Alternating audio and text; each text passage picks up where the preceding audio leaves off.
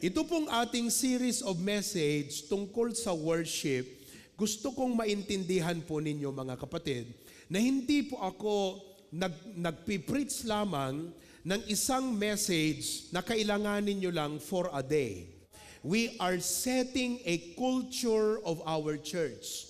So gusto kong maunawaan nyo po na itong series of message about worship, pagsamba, I am setting a long-term, a permanent culture of our church. So it may not be something that would help you for a bit, but it is something that will set, establish, and bless our church for a long period of time. Isa po sa mga susi na nagpapabukas ng puso ng Diyos sa kanyang mga anak ay pag ang kanyang mga anak ay natutong sumamba sa kanya. Iba po yung pumunta ka na nagkapilya at iba po yung ikaw ay sumamba. Gusto ng Panginoon tayo yung pangalawa.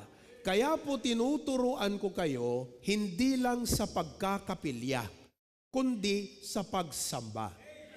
Ulitin ko po yung sinabi ko from day one. Marami sa atin magaling sa trabaho, madiskarte pagdating sa trabaho. Praise God for the wisdom God is giving you. Pero sana po, hindi lang tayo magaling sa usapang work. Dapat bilang Kristiyano, magaling tayo sa usapang worship. Hindi ka magiging magaling pag walang magtuturo sa'yo. Kaya nga po, tuturuan ko kayo ngayon. Ngayon, sa umagang ito, for the long period of time, na ito po'y magiging sistema ng ating church at ministry, tuturuan ko po kayo God's design for church singing.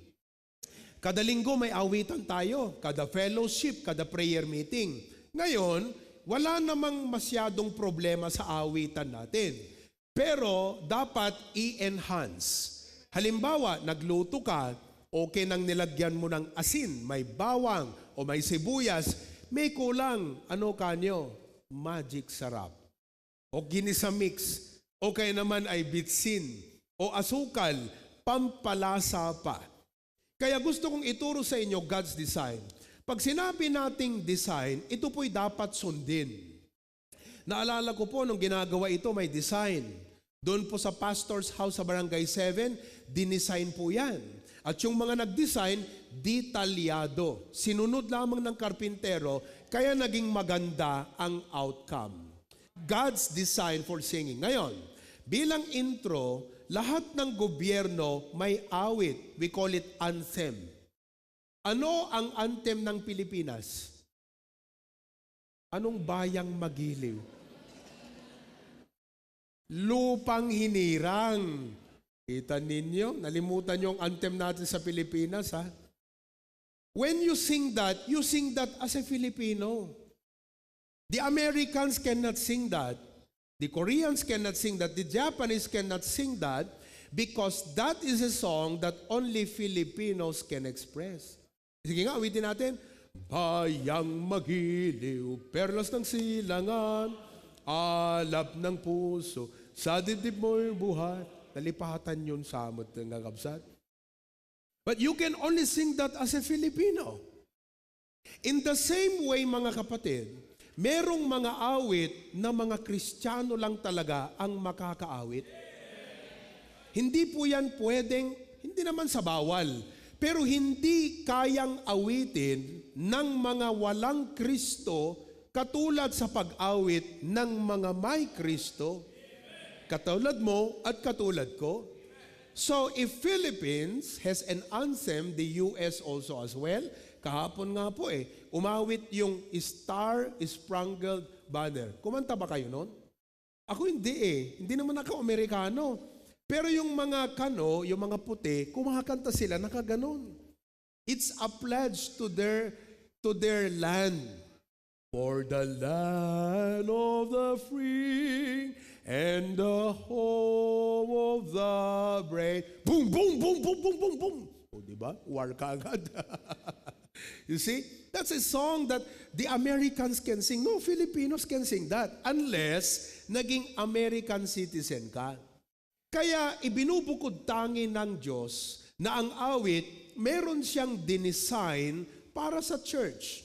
Alam ko na may makamundong awit, tawag dyan, worldly song. Hindi po yan awit ng mga Kristiyano. Hindi, sabi mo sa katabi mo, hindi natin kanta ang mga worldly song.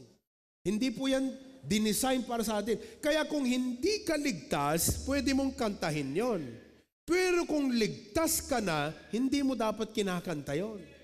Ngayon, kung ligtas ka, may dinesign ng Diyos na kanta para sa atin.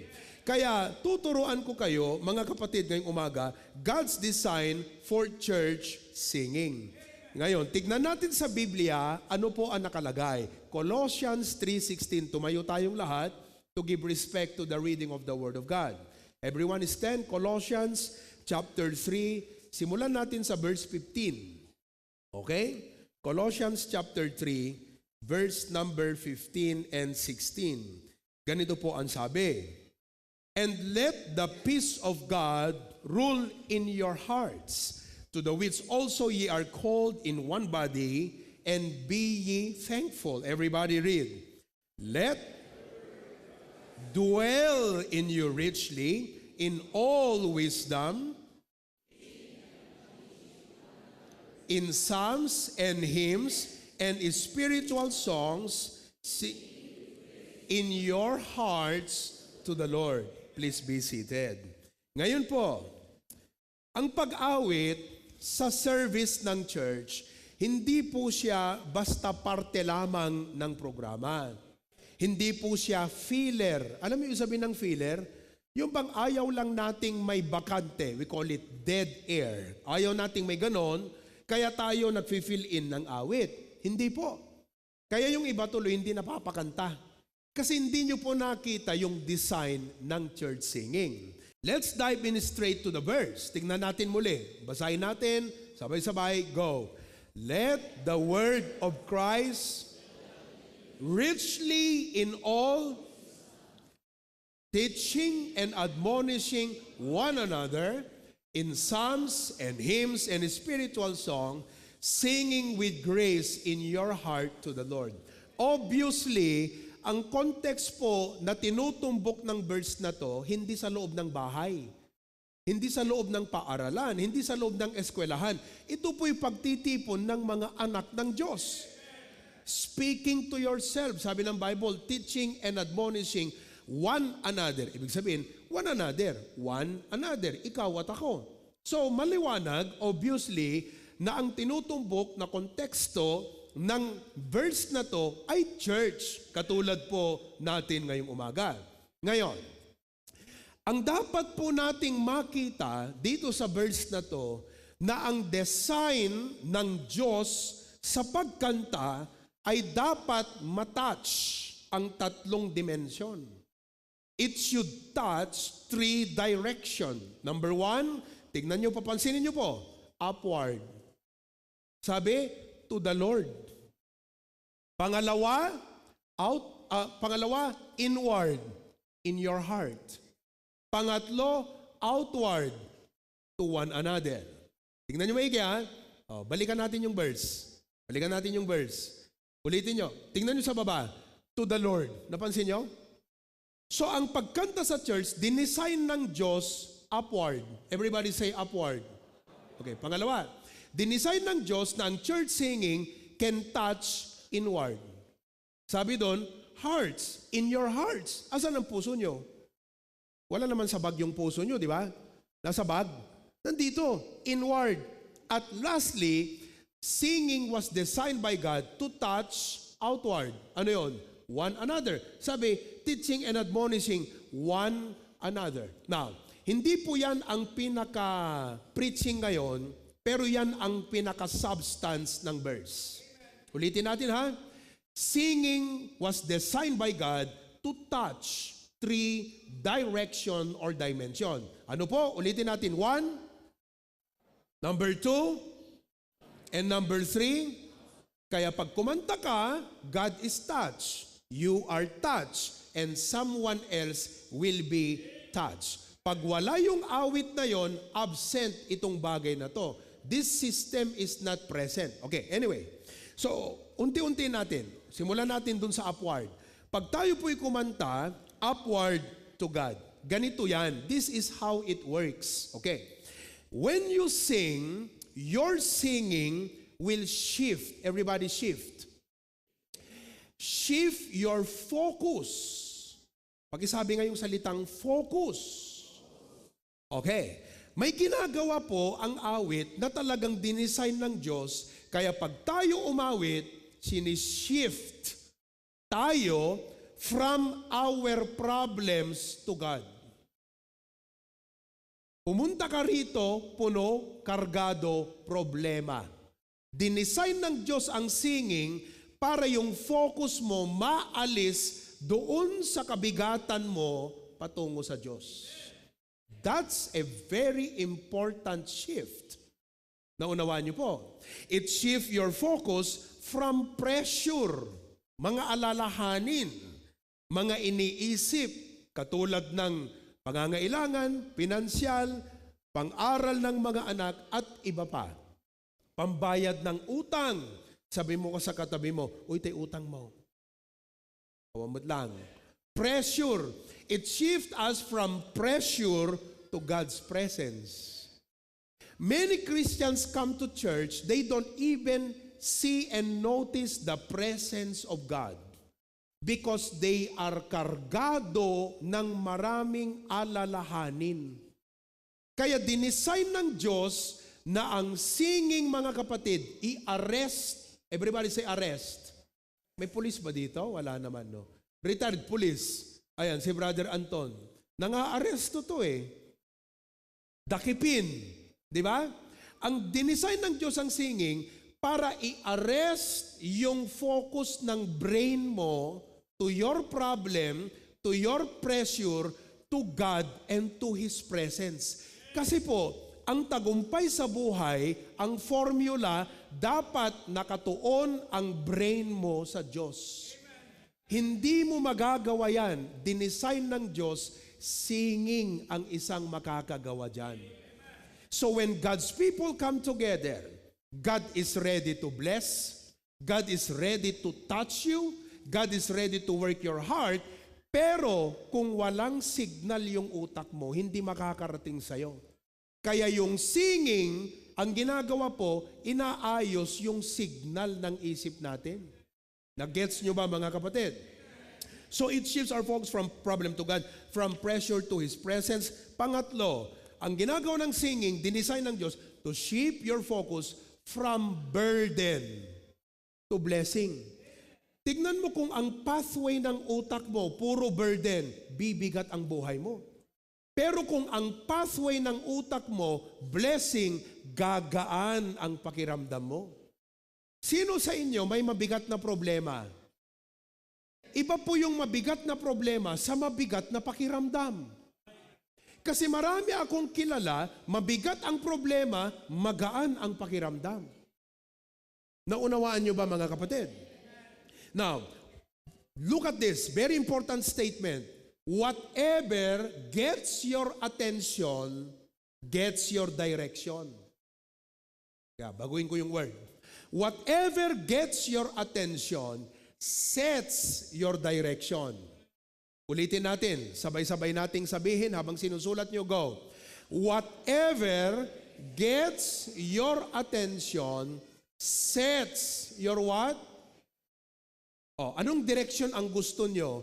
Yung pathway ng utak na puro problema, puro burden, puro alalahanin, puro kabigat. Gusto nyo ba yung pathway na yon? Taas ang kamay kung gusto nyo. Sino sa inyo, gusto nyong pathway, yung kahit may problema ka, pero confident ka sa Diyos. May peace of heart na nagro-rule sa buhay mo. Taas ang kamay kung gusto nyo yan. Ngayon, kailangang ma-switch yung utak mo. At dinesign ng Diyos na ang pag-awit ang makakapag-switch ng utak mo. That's why it goes upward. Ngayon, pag hindi ka kumanta at nakatuon ka lang sa problema, hindi magsuswitch. Parang na-stuck up ka. Siniswitch ka na ng kanta, pero parang parang switch, hindi mo mapagalaw, na-stuck up. Kaya po, when you come to church and we start to sing, the choir begins to sing, Panginoon, eto na, sinuswitch mo na ako. Salamat, Lord. Kaya nga, ang gaganda ng mga awit natin. Pero sayang pag hindi ka na-switch. Yung bang pumunta kang mabigat, umuwi kang mabigat pa rin. Kasi hanpulos agmalem, puro bigat. Yung pumunta kang dito, pressured tense, pag uwi mo, pressured ka pa rin. Mga kapatid, pumunta ka sa church pero hindi mo naranasan yung worship. Because worship will bring you upward to the Lord.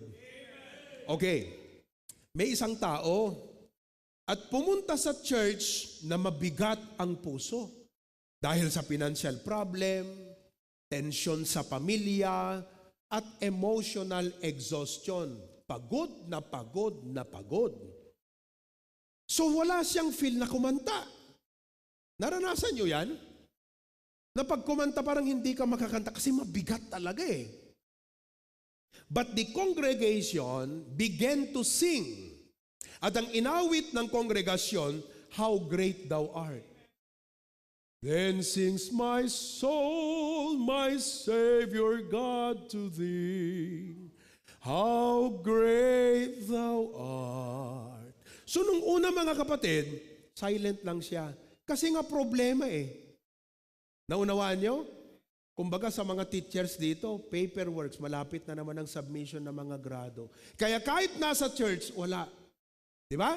So at first, he was silent. And then slowly, this man began to join whispering. Sino sa inyo minsan napaawit ng ganon? May mga ganon. My Savior God today. Kita mo talaga mabigat eh, no? Pero kumakanta na. Pero habang kumakanta siya, he started to sing and pagdating po doon sa bandang pinaka-last chorus, di na siya makakanta. Naiyak. Umiiyak na siya.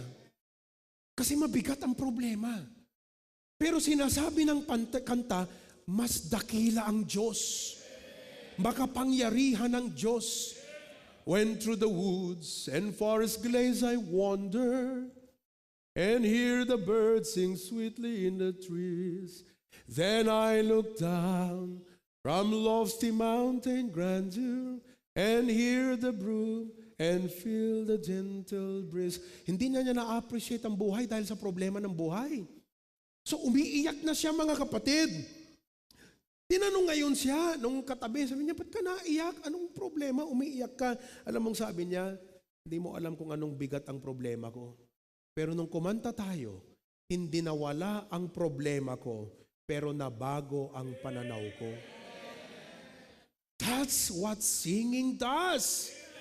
That's why when you come to church, you come with a problem. But when we begin to sing and magnify God with our singing, that song may not remove your problem, but it will change your perspective with the problem. Pumunta kang mabigat, umuwi kang magaan. Amen po ba? Yan po ang design ng Diyos sa singing. Kaya pag kumanta ang choir, pilitin yung makita nyo ang Diyos sa awit. Sinuswitch ka ng Panginoon. Pero dahil hindi mo alam ito, you thought it's just a part of the service, it's just a part of the program, parang fill up lang doon sa dead air para walang masabing dead air. Pero hindi po mga kapatid. It realigns our hearts upward to the Lord.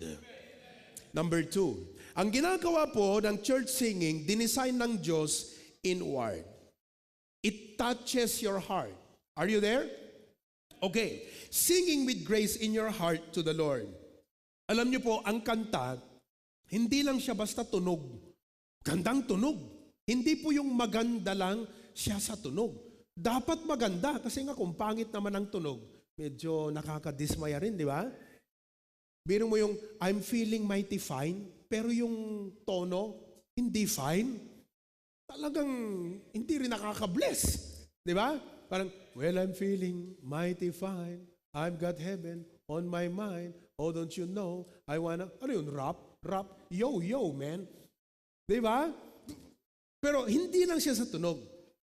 Ang epekto po ng church worship singing, bukod po sa upward, number 2, inward, it softens your heart. Araw-araw, because of our encounter with people, with problem, with pressure, yung puso natin, parang dinadaanan po yan ng pison. Anong ginagawa ng pison pag ito'y dinaanan yung kalsada? Pinapatigas. Kaya kita mo, pag nag-preach na ang pastor, parang hindi makapenetrate sa'yo kasi yung puso mo matigas. Aminin nyo yan. Aminin natin. Tama? Minsan our hearts become hardened because of pain, heartache, problem, pressure. Mga kapatid, it softens your heart. Amen? Kaya, tignan mo, sana yung facial expression, alam mo yung sabihin ng facial expression? Choir, para sa inyo to. Taas ka ng kamay ng mga choir natin. Kaya pag kumanta kayo dito, dapat yung facial expression, yung aura, hindi po parang dinaanan ng pison, na hindi man lang makangiti. Dapat po, pag tayo kumanta, tinatouch na yung puso mo, pinalalambot. Hindi po masama na pag ikaw mismo kumakanta ng choir, sa grabeng pagka-bless mo ng kanta, hindi mo na ituloy kasi napaiyak ka. Talagang sobrang ikaw mismo ang natouch nung sarili mong inawit. Ang ganda nung, alimbawa yung kanta kanina ng mga bata, Make me a vessel, Lord. Grabe, parang gusto kong umiyak na, hindi umiyak na masama, kundi umiyak sa galak na, Lord God, that's my desire. So kahit maraming naging problema sa buhay, kahit mahirap ang ministry, kahit minsan mahirap mag-minister sa tao, makarinig ka ng ganyang kanta, pinapalambot muli yung puso mo para muli may pag-ibig ang puso mong maglingkod sa tao para sa Panginoon. That's God's design for singing. So it softens the heart, it heals the emotion, it strengthens your spirit. Amen po ba? Okay, number 3, outward. Yan yung touch ha. Ano yung una? Upward. Ano po yung idea dito sa upward? Shift ng focus sa problem to what? God. Yan po ha. Pangalawa, ano yung pangalawa? Everybody go? Inward. Sino po yung natatouch? Tayo mismo. Yung hardened heart, pinapalambot ng Diyos. Number 3, outward. Sabi ng Bible, teaching and admonishing one another. Amen ba mga kapatid? Okay. When we sing, alam nyo po kasi mga kapatid, dito nyo makikita na, sabi, okay, teka ha, tingnan natin sa Romans 10:17. Ilagay mo ngayong Romans 10:17. Gusto makita nyo to ha? Romans 10:17. Basa, everybody go. So then, cometh by... Okay, tanong. Gusto nyo bang magkaroon ng malakas na pananampalataya? Mga kapatid, kahit gaano kalaki ang laban mo, katindi ang laban mo sa buhay, pananampalataya sa Diyos ang magbibigay tagumpay sa iyo. Ngayon, papaano daw po nagkakaroon tayo ng pananampalatayang kayang talunin ng kahit anong laban sa buhay? Paano? By what? And what? Hindi po reading ha? Hearing. And hearing by what? Ngayon, dinesign ng Diyos na ang church singing, puno ito ng Word of God. Kaya po yung kanta, nakaka-bless sa'yo kasi yung kanta may Word of God. Pansinin niyo po, bukod sa preaching, na ito po ang magpapalakas ng pananampalataya nyo. Faith cometh by the Word of God. Pakikinig. Ang sabi muli ng Colossians 3:16, teaching admonishing. Therefore, in one word, ang church singing dinisign ng Diyos as a ministry of the word. So bukod po sa preaching, na ang ministry ay ipaglingkod ang salita ng Diyos, ang church singing dinisign ng Diyos para ipaglingkod din ang salita ng Diyos. Kasi sabi doon, teaching eh. Nakakita ka ng kanta na ang role to teach you, na ang role to admonish you.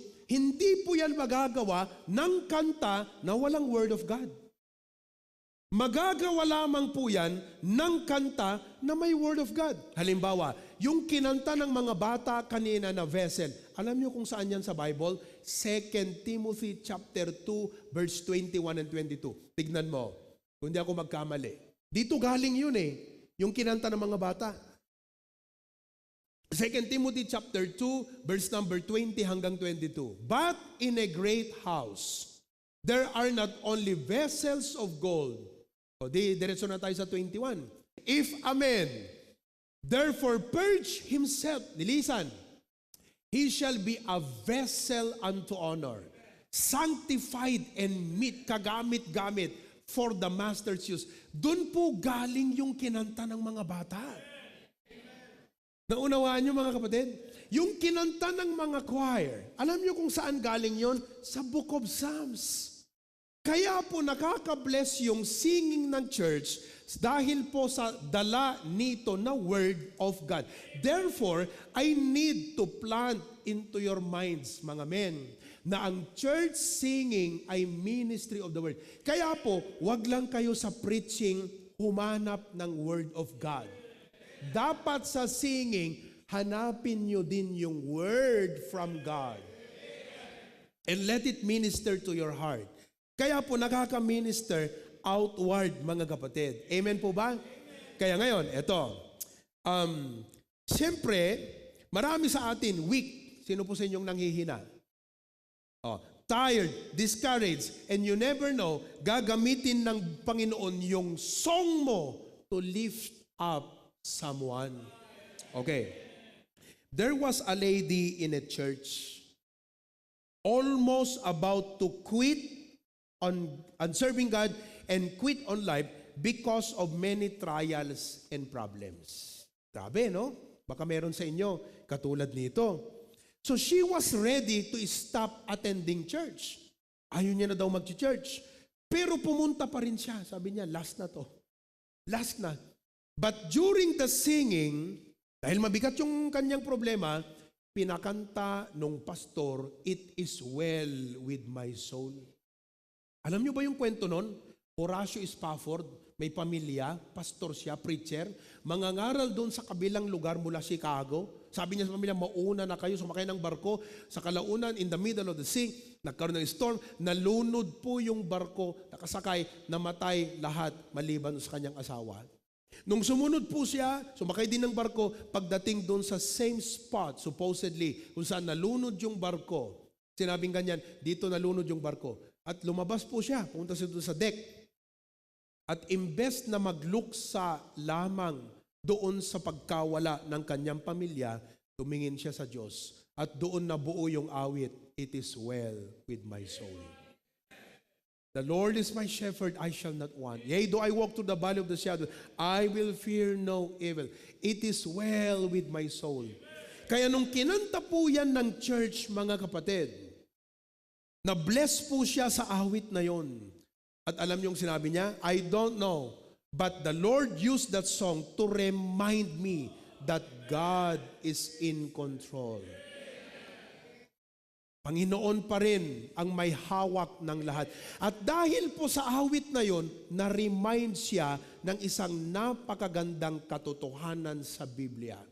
Na ang katotohanan ito ang nagsilbing chip, parang electric chip na nagpabago ng takbo ng kanyang pag-iisip. Just that simple truth that reminded her from that song changed the trajectory and movement and pathway of her thinking and made her a strong believer again. Ganyan po ang pag-design ng Diyos sa ating mga church singing. Kaya napansin nyo, kanina sabi ko, ako magpapakanta. Kasi hawak ko tong preaching na to eh. Alam ko yung laman. Kako, papasampulan ko kayo. How does a church singing look like? Ano yung unang kanta natin kanina sa worship? Kita nyo, hindi nyo nalimutan? Feeling mighty fine. Amen? Praise God for that. So, nakita nyo ngayon, yung activity, no? yung point ng verse pagdating sa church singing. Number 1, everybody. Number 1, ang tawag dyan, devotion. Pangalawa, ang tawag dyan, transformation. Amen po ba? And also, transformation outwardly. Now, as I close, I'd like to give you a practical lesson. Kasi, nakuha nyo yung idea ng Bible eh. Ngayon, let's put it into practice. Everybody say practice. How do you practice this idea or truth of the Bible about God's design for church singing? Number 1, get the word in every song. Kunin mo yung salita ng Diyos kasi po, inuulit ko, kung bakit nakaka-bless yung kanta dahil po may laman siyang word of God. Are you with me? Kaya kung ito'y kanta ng sanlibutan, hindi ka mabibless. Mapapaindak ka siguro, mapapasayaw ka, di ba? Mapapaisip ka ng mga pangarap o kung ano-ano man.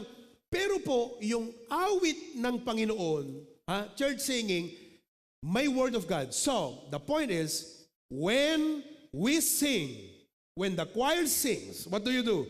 Get the word of God in every song. Lagay mo ulit yung Colossians 3:16. Tignan nyo ha? Colossians 3:16. Everyone, read the first part, go. Oops.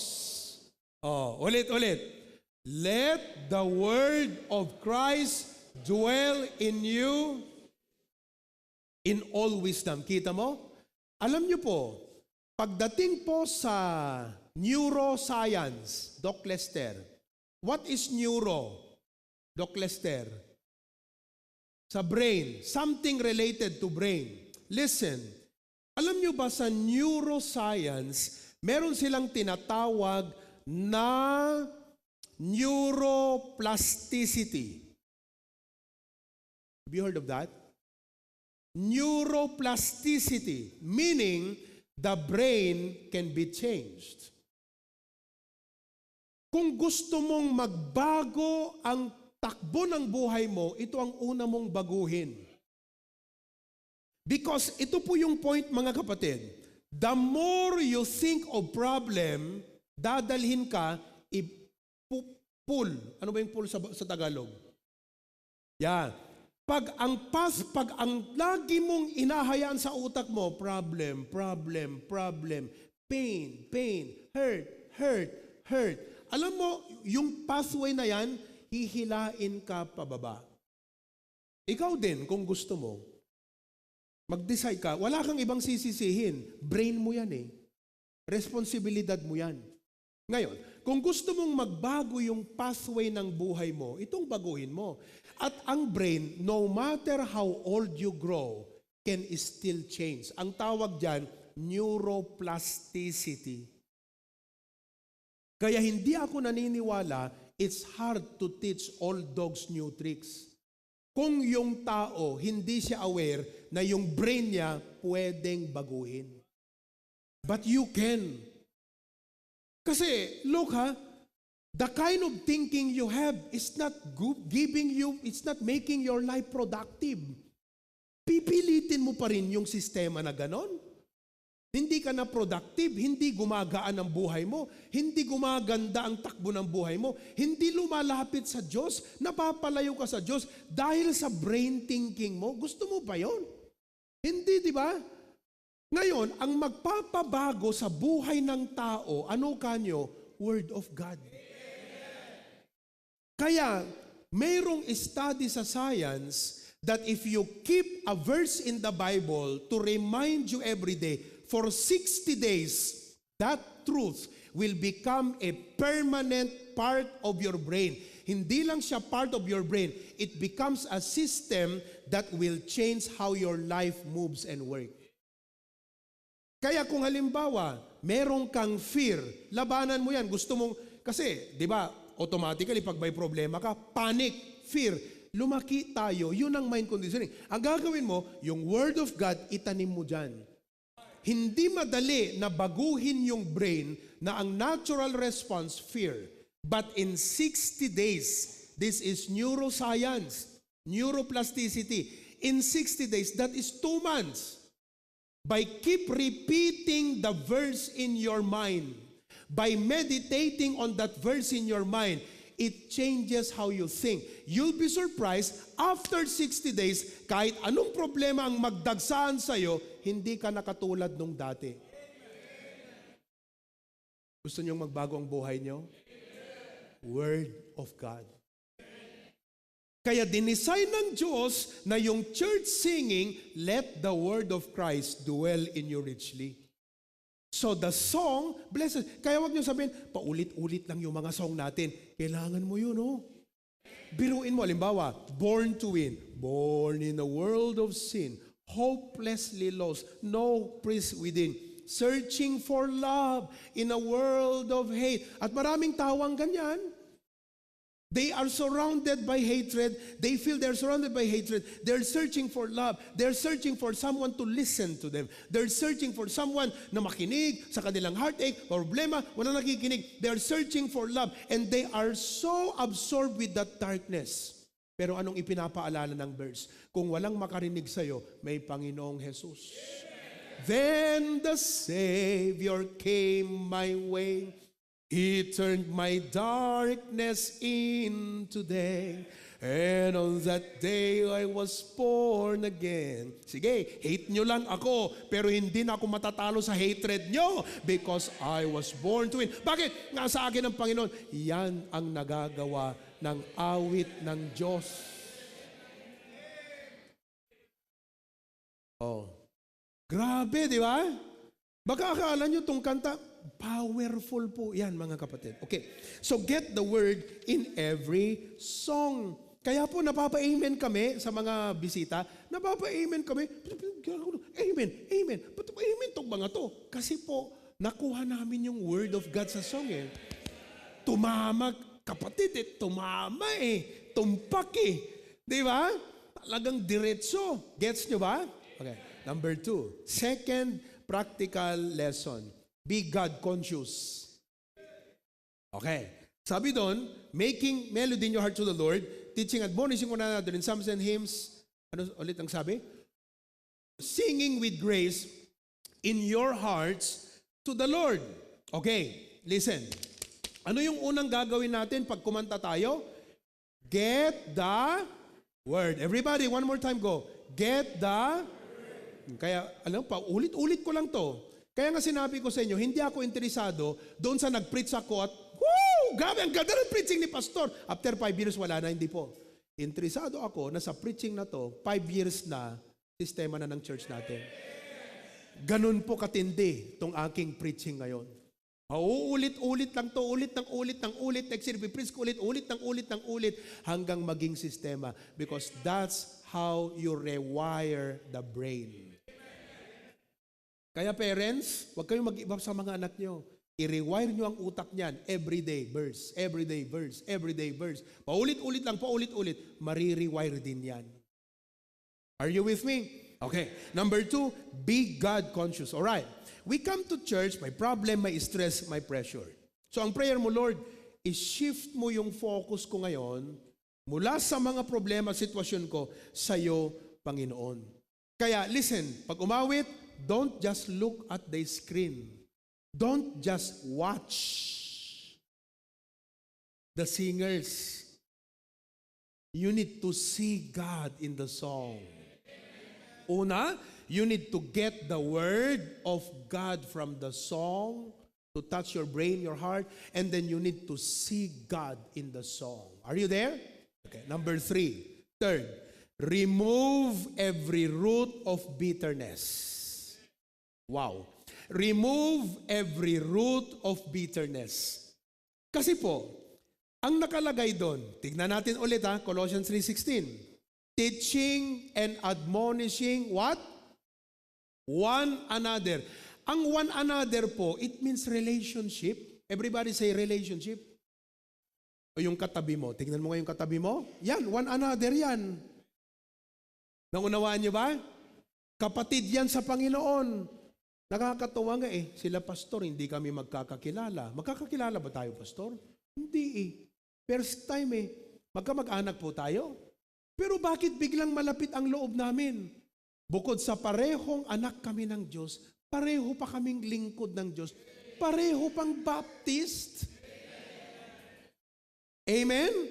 At dahil po sa commonality na yun, nagkaroon kami ng good acquaintance and relationship. Kung ako lang, ayaw ko muna silang umuwi Pastor, kung kami lang ni Ma'am Kay, ayaw naming umuwi kayo Dapat Biyernes na kayo umuwi. Mamimiss sila ng mga pamilya nila, misis nila, mga anak nila. Baka pagdating nila, wala na po siyang church maabutan, okay? Pero, when you say one another, tinatakel po rito yung relationship. Isa po sa mga mabibigat na bagay, ito man ay sa tahanan, sa eskwelahan, sa trabaho, kahit saan. Alam nyo ang pinakamabigat na idil? Relationship. Kumusta ang relasyon nyo sa kapitbahay nyo? Kaibigan nyo ba? Hello? Nagpapansinan ba kayo ng mga kapitbahay ninyo? Kumusta ang relationship nyo sa mga kasama nyo sa trabaho? Wala ba kayong kasama sa trabaho na kinaiinisan? Hello? O kaya kinaiinggitan? The hardest thing to deal with in every place is what? Relationship. Di bale na kapatid na mapait, na ampalaya, at mapakla na ulam, basta may pag-iibigan. Kesa naman yung sinabi ng Biblia na ang sarap-sarap ang ulam, karne ng baka, pero hindi nag-uusap-usap. So the Bible says, one another. Ibig sabihin, pagdating po sa church singing, ang design ng Diyos, ito po yung time na nag-uusap tayo. Kaya huwag kayong mag-usap na hindi naman tayo kumakanta. Huwag kayong mag-usap habang nagpipreach ako. Mag-usap kayo pag kumanta na tayo. Kasi po ang design ng Diyos na yun lang yung time na pwede tayong mag-usap-usap Speaking to one another, admonishing one another, teaching one another. Anong tawag doon? Nag-uusap. Sa paanong method? By singing. Ngayon, pag hindi tayo kumakanta at nag-uusap kayo, 90% chismis yan. Nag-uusap kayo, negative yan, comment yan. Hindi naman singing. Nag-uusap kayo, binebentahan mo na yan.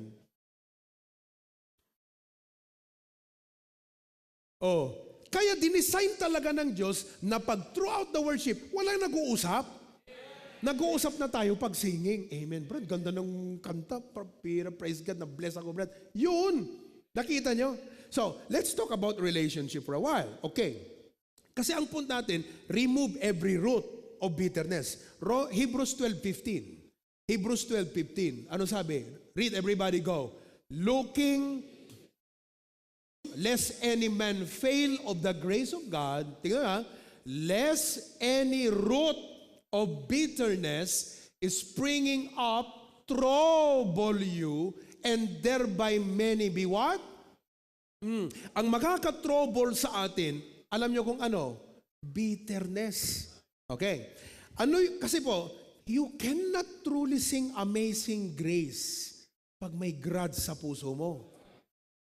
The symptoms of bitterness, you withdraw.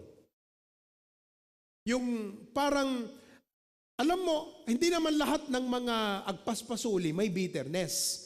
Pero pag may bitterness ka, you don't want to mingle with the group. There is a root. Hindi man sigurong, I don't know, but it's a root of bitterness. Sabi ng Bible hindi pwede magkamali yan. Ano yung trouble na gagawin ng root of bitterness? Withdraw. You don't want to join the group. Yung parang nandun ka lang, observer ka lang. Kasi malamang may bitterness ka sa puso mo. Ano pa mga kapatid? You feel disconnected. You are in a community pero feeling may out of place ka. Hindi ka ina-out of place ng mga tao. Pero ikaw, feeling mo out of place ka. Kasi may bitterness. May root of bitterness. Naunawaan niyo mga kapatid? Punong-puno ng overthinking. Yan ang root of bitterness. You feel withdrawn, you feel disconnected, and what else? You lose the joy in worship. Bigla mong sasabihin, doon ako sa kabilang church. Wala, hindi na ako masaya dito sa church na to May problema ba yung church o may bitterness ka lang? Bakit sila bless, ikaw hindi? O sila natutuwa, ikaw hindi? May problema ba talaga yung church? At sinabi mo, hindi na ako happy rito sa church namin. Feeling out of place ako. Ayaw na ako rito. Hindi. Pakiramdam mo lang yan. That is root of bitterness. Pag hindi mo inalis yan, lilipat ka dun sa kabila, dala mo pa rin ang root of bitterness. At magpapile up pa rin yan. Kapatid, huwag mong labanan to. Bible to. Root of bitterness. Amen ba mga kapatid? Ngayon, anong gagawin mo? Kasi aalisin mo yung root of bitterness. Hello? Wala naman siguro tayong bitterness dito, no? Sino sa inyo mahilig magkape? Mahilig lang magkape, mapait, pero walang bitterness. Okay. Anong gagawin mo para mawala kung sakali may bitterness ka? Choose humility. Kasi kung paiiralin mo ang pride mo, alam na this. Hindi nagkakaayos ang mag-asawa sa kadahilan ng pride. Hindi nagbabati ang mga magkakapatid sa kadahilanan ng pride. Malalaki na sila, may mga kanya-kanyang pamilya na. Hindi magbati ang mga magkakapatid. Bakit po? Pride. Tama ba ako? Ang problema sa bitterness, isa dyan, pride. Kaya kahit sabihin na natin na parang humble tayo, hindi ka humble kung may bitterness ka, may pride ka. Ayaw mong sumalubong Ayaw mong makipagbate. Ayaw mong magpakumbaba. You see? If you want to get rid of bitterness, what do? You know, there are many people in my life I encountered. Sabihin na natin sila ang gumawa ng mali sa akin. Ako pa rin ang magpapakumbaba. Bakit? Because I value friendship. I value relationship. And number 3, sabi ng Bible, love your enemies. Amen? As much as lieth in you, live peaceably with all men. Kahit ano pa ang ginawa, pero sa puso mo, huwag mong paiiralin ang pride. Sa oras na pinairal mo ang pride, wala kayong masisettle, kapatid. Kaya yung pong isipan na, wala, hindi na ako masaya sa church na to, aalis na ako.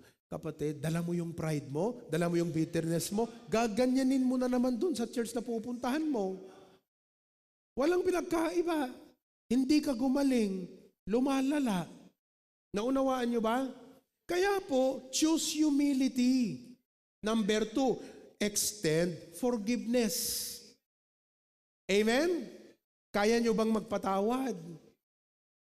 Paano ako magpapatawad, pastor? Ganito, katulad ng pagpatawad ng Panginoon sa'yo. May lumapit sa Panginoon, Panginoon, ilang beses ko ba patatawarin ng kapatid? 7 beses po ba sa isang araw? Ano sagot ng Panginoon? Ay hindi, 70 times 7. 490 times a day. Grabe ka naman, Lord. Ang ibig lang sabihin ng Panginoon, huwag mong hayaang pagharian ka ng sama ng loob. Kung kayo po ay pinaghaharian ngayon ng sama ng loob, kahit tao na magandang intensyon, masama sa'yo, nagiging sensitive ka na. Kasi po, pinaghaharian ka ng sama ng loob. Kaya sinasabi ng Panginoon, maging forgiving ka para walang lugar ni Mr. King hatred na maghari sa'yo. Hello? Kita nyo, ang application nito, hindi lang pang church singing, ha? Applied na rin ito sa mga buhay nyo, pang pamilya, pang sports pa. Amen? O, ano pa? Be filled with the Spirit. Pag napuno ka ng Spirit, ano ang bunga? Love.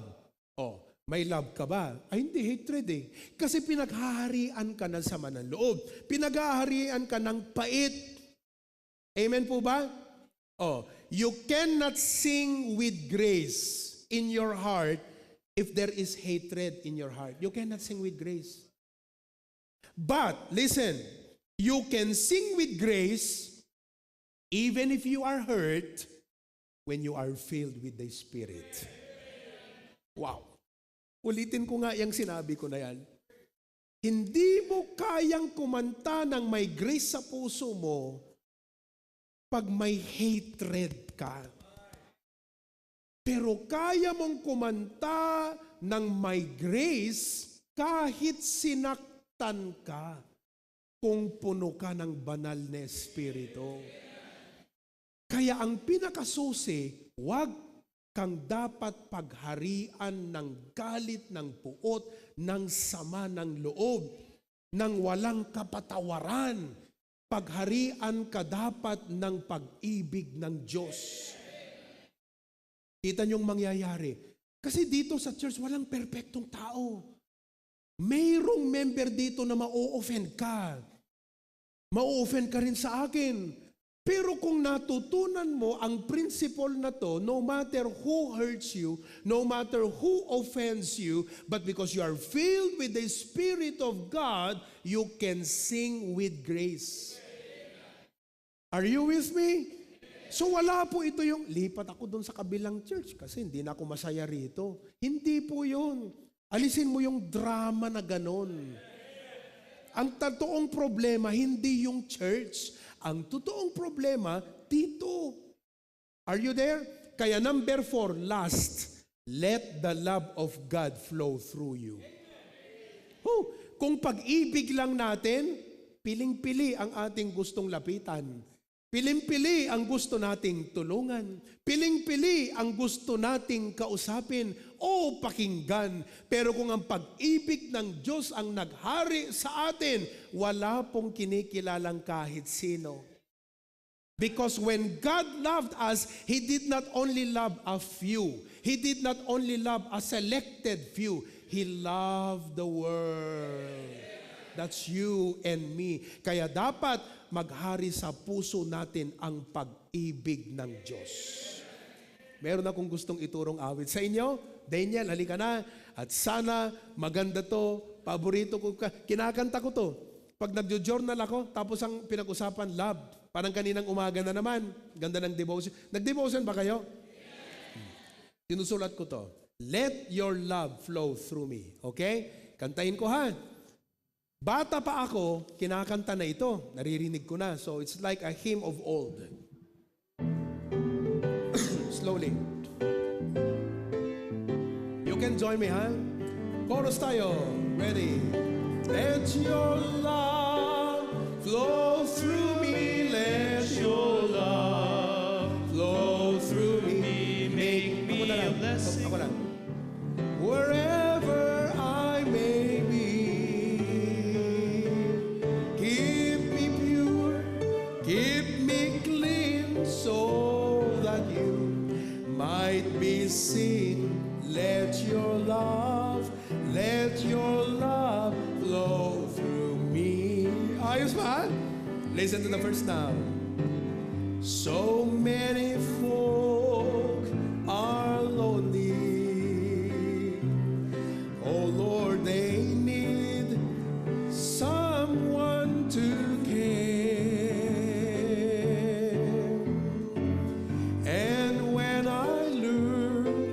About and see them, I can't help just making this my prayer. Chorus now. Let your love flow through me. Let your love flow through me. Make me a blessing, Lord, wherever I may be. Keep me pure, keep me clean, so that you might be seen. Let your love flow through me. Listen to the second now. My Lord, when I meet a lost one,